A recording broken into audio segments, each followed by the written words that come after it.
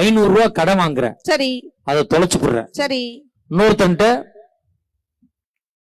1000 கடன் வாங்குற, சரி அதுல 300 ஜாமான் வாங்குற. சரி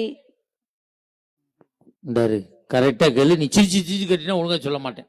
நான் ஃபர்ஸ்ட் கேட்டுருவேன் சார். இல்ல நான் கேக்குறேன். கேளுங்க. இப்போ ஒருத்தன்ட்ட பணக்கணக்கு தான், வேற ஒண்ணு இல்ல. சரி ஒருத்தன்ட்ட 1000 கடன் வாங்குற, சரி அதை தொலைச்சு போடுற. இன்னொருத்தன்ட்ட 500 கடன் வாங்குற, சரி அதுல 300 ஜாமான் வாங்குற. சரி மிச்சம் எவ்வளவு இருக்கும்? 200. 1000 கடன் வாங்கினவன்ட்டு 100 கொடுத்துற. சரி 500 கடன் வாங்கினவன்ட்டு 100 கொடுத்துற. சரி இப்ப 1000 கடன் வாங்கினவனுக்கு நீ எவ்வளவு கொடுக்கணும்? 900. 500 கடன் வாங்கினவனுக்கு எவ்வளவு கொடுக்கணும்? 400. 900 400 எவ்வளவு? 1300. நீ எவ்வளவு ஜாமான் வாங்கின? 300.